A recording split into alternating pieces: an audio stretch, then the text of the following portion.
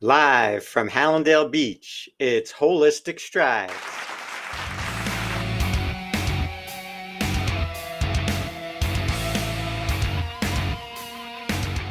Hey now, everybody. Welcome to Holistic Strides, a Start With Your Feet production. We are coming to you live on tape from my office in sunny Hallandale Beach, Florida. My name is Dr. Richard J. Rimler, otherwise known as Doc Rick, and I am one of a few holistic podiatrists in the country. I am your host of Holistic Strides, a talk show devoted to taking small but powerful steps down a path to a more holistic lifestyle with an emphasis on foot health and the start with your feet approach to wellness. This includes unique advice on supportive shoes, orthotics, exercise via high intensity interval training, organic nutrition, vitamins and supplements, and stress management. So, why should you watch or listen to my show? The short answer is to achieve better health through self empowerment with the understanding that it all starts with your feet. The idea is to add one holistic principle to your life every month so it becomes a habit and you gradually transform yourself to better health. Just take it one step at a time. I can guide you since I have undergone the same transformation. Therefore, I walk the walk. Today, I will be talking about high intensity interval training. And that is something that is the most important thing that you can do for your health besides not smoking cigarettes. So, high intensity interval training goes by the acronym HIIT. So what you want to do is you want to start by picking your preferred mode of exercise. It could be walking, running, using an exercise bike, an elliptical machine, a treadmill, doing jumping jacks, or swimming. Do this close to home for convenience and to avoid excuses not to do it. Try doing it in the morning since it only takes 10 to 12 minutes. That way you can get it in before work or school. Otherwise, do it when it works best for your schedule. Try to do this 3 to 5 times per week, such as Monday through Friday, while you are in work mentality. Here is my personal prescription for HIIT. I start off with a 20-second fast velocity, followed by a 1-minute slow recovery speed where I just walk slowly, and I do this for 6 intervals.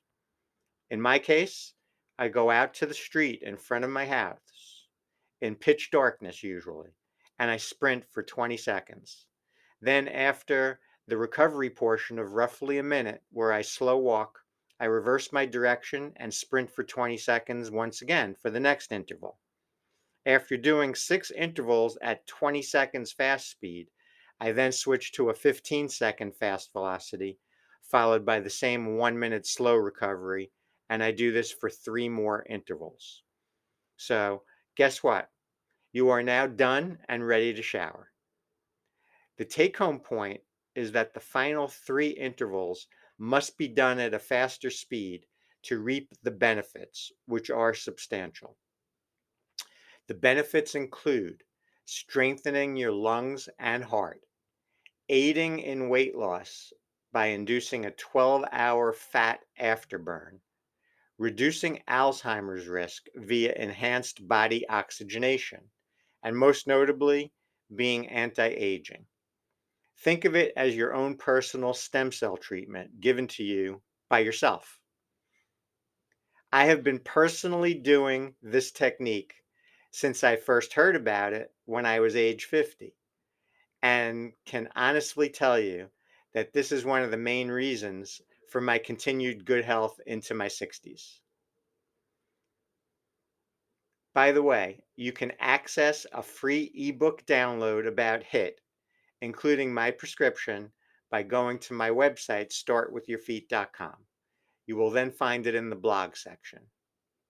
I invite everyone to incorporate HIIT into your schedule and join the Start with Your Feet and Holistic Strides family by climbing aboard the wellness wagon with me.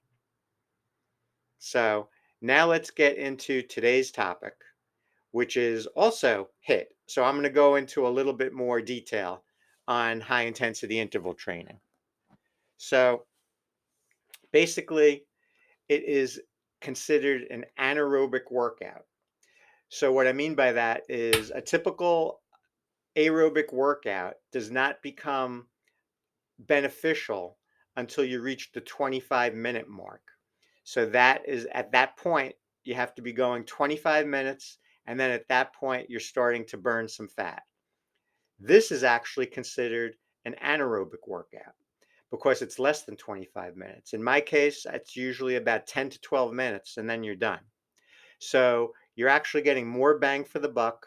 You're doing it in a shorter period of time so you can fit it into your schedule, preferably before you start work or school. Otherwise, you can fit it in any time because it doesn't take a tremendous amount of time. I want to give a shout out to Dr. Al Sears, MD, who has his version of this same philosophy, and it's called PACE, Progressively Accelerating Cardiopulmonary Exertion. So I have basically taken that philosophy and tailored it to a more realistic way of doing things. So, for instance, when I first started doing HIIT, my fast intervals were 30 seconds, and then I would do my slow recovery walk for a minute. I actually found that 30 seconds is too long to be going full blast.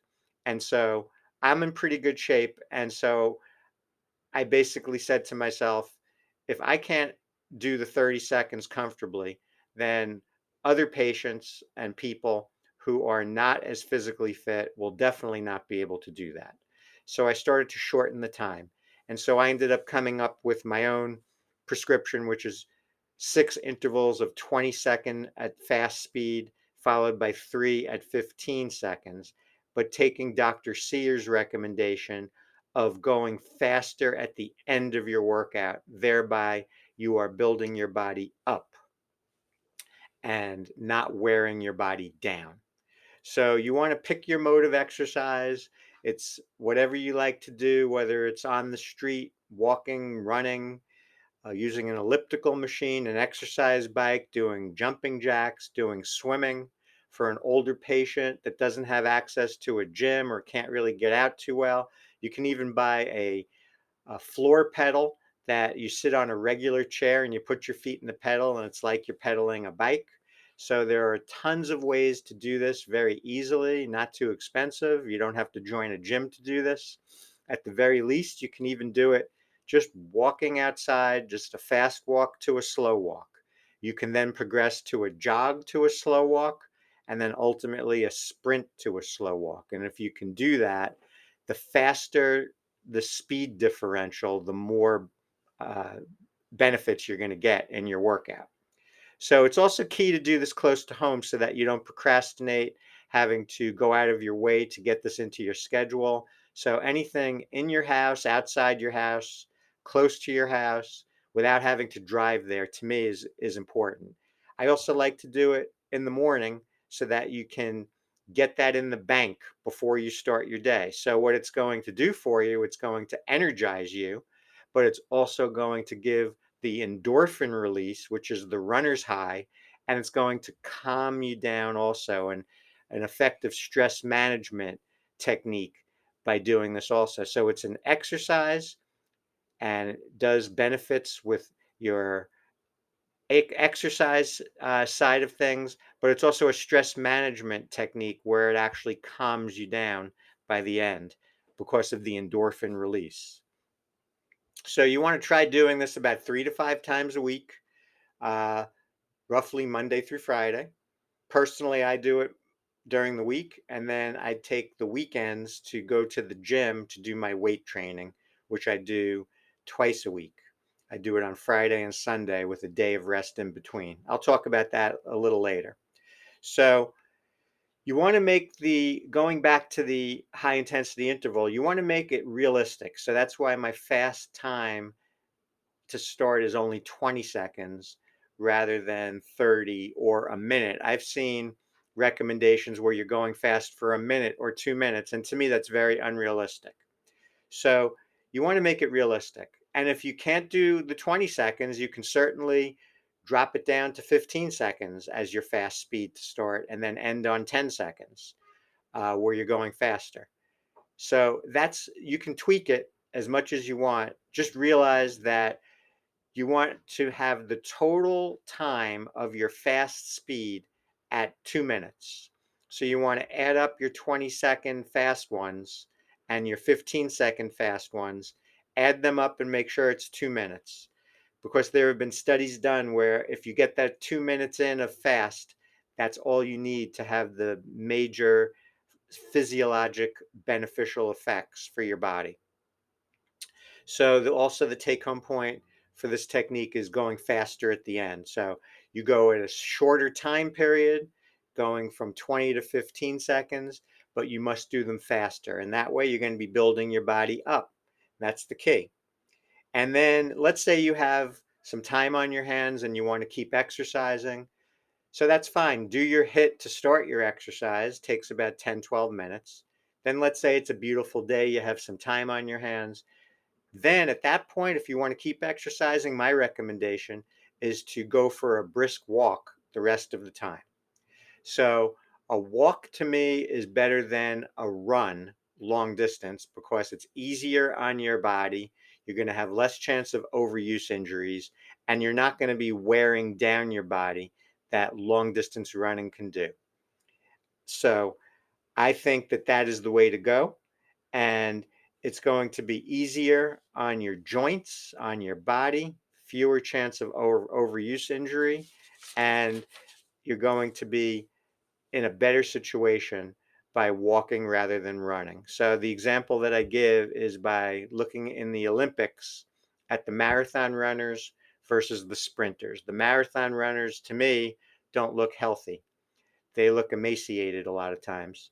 The sprinters look very healthy. They're very muscular usually and look much healthier.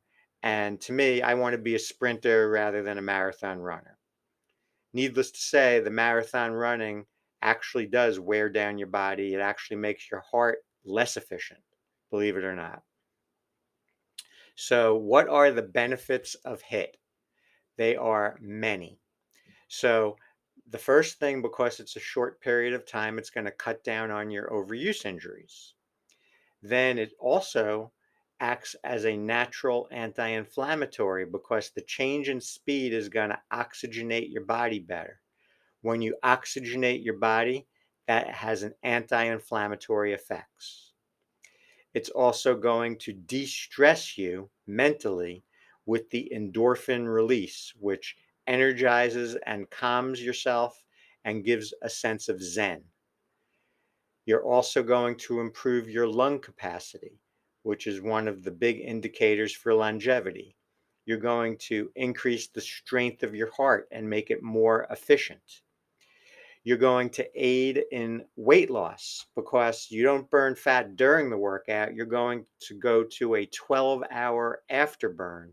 After you're done with your HIIT session, for 12 hours, you're going to start burning fat without you doing anything else. And as long as you're eating a diet that's low in white flour, you should be able to maintain weight and possibly lose weight with this method. You're also going to reduce your chances of Alzheimer's disease because you're going to increase oxygenation all over your body and to your brain.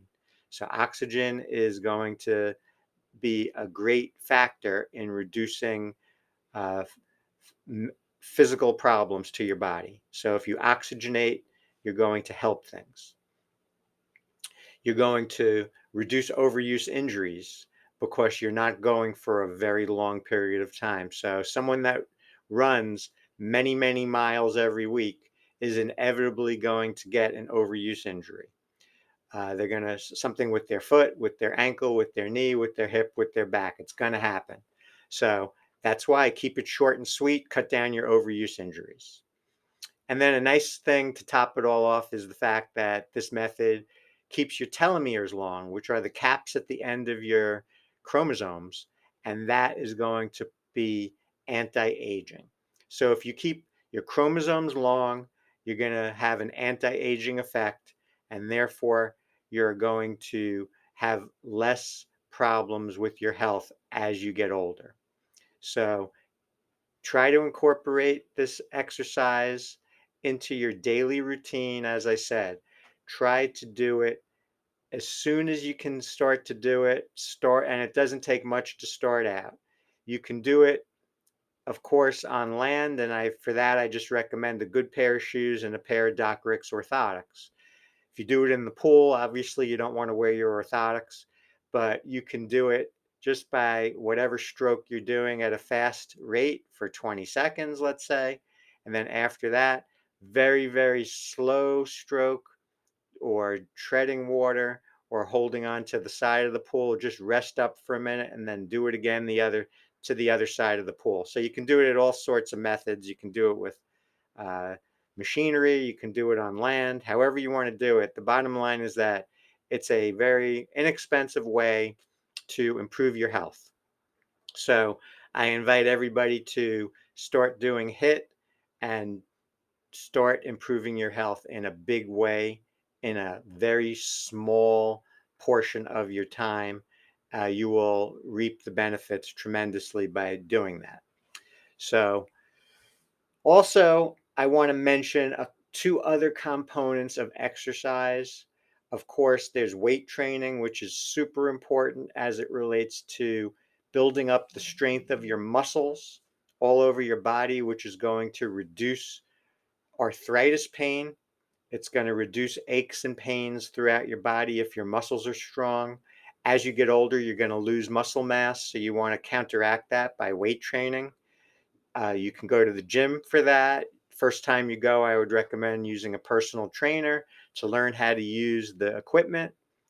And then after that, if you're self-motivated, you don't need the personal trainer. You just know how to do the machines safely, and then you can do your workout yourself.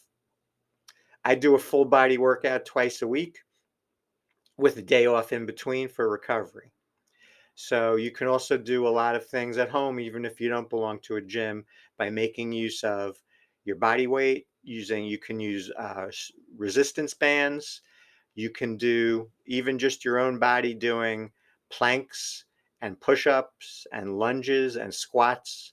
There are things to do at home without even any machines if you don't have access to a gym.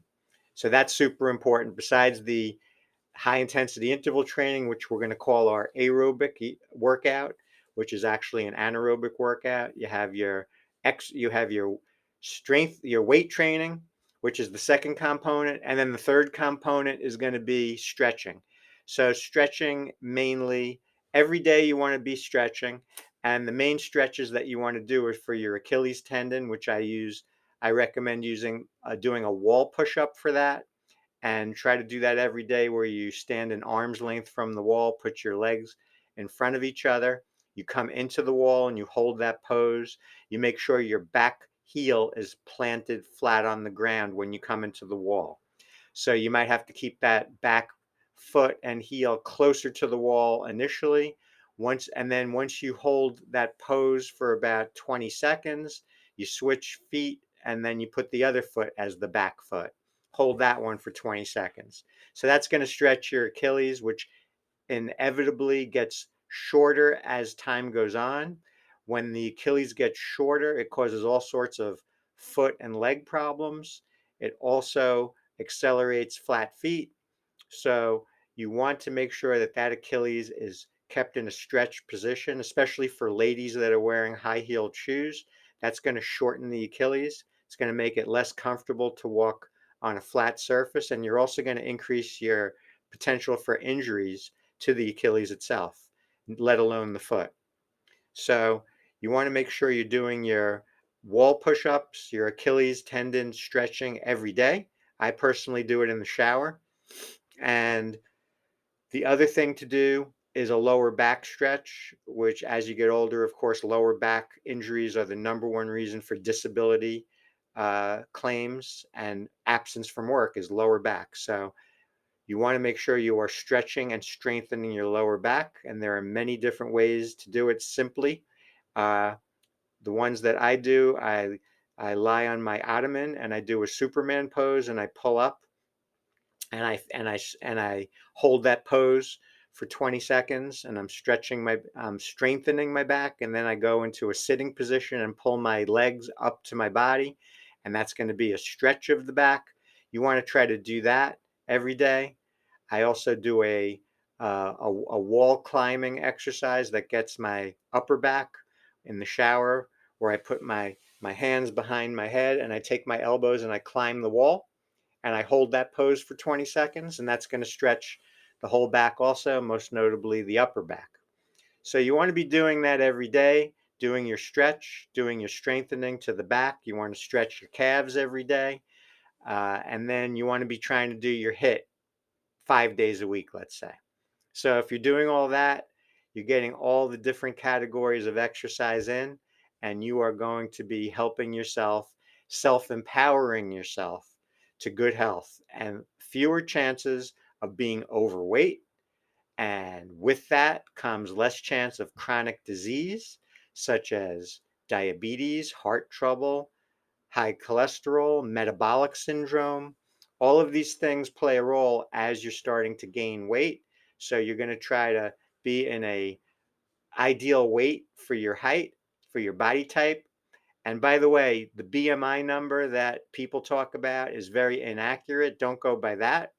Just go by your frame and go by how your pants fit and go by just look at your belly and try to make sure your belly is as flat as possible. And without that fat in your midsection, you're going to cut down on a lot of problems that happen after age 40 that leads to a lot of chronic disease that causes the majority of health problems in this country related to chronic health conditions, most notably as being related to being overweight. The majority of our country is overweight. So you have to go diet and exercise with that. And that is key to good health, is making sure you're in the weight that you're supposed to be. So on that note, it looks like we are out of here. I hope you enjoyed the show and learned something new today. Obviously, the HIIT is not something that a lot of people know about, high intensity interval training, but no, but most notably, the way that I recommend it is a realistic way and not something that is daunting. You don't have to be an Olympic athlete to do it this method. And you can tweak it however you want to tweak it so that it works for you. As I said, you can lower the time period that you're doing your fast speed from 20 to 15, from 15 to 10. You can lower it as needed. Of course, you do want to get medical clearance before you start doing this method. So always check and get cleared by your primary care physician that you can do this form of exercise. But at the very least, if you're just doing a pedal on the chair and you're doing a walk, a fast walk, a lot of people will be able to get medical clearance just to do that. Remember, you're not doing it for a very long period of time, but you're doing it strategically. I want to thank all of my striders for your support and attention. I hope that you guys can incorporate today's topic into your lifestyle gradually over the next 30 days to make it a habit or a mindset, one small step at a time. You can email me if you have any particular topics you'd like to talk about on future shows at docrick@startwithyourfeet.com. Until next time, keep thinking outside the box and keep on watching and listening to Holistic Strides so you can keep on walking and running strong. See you next time.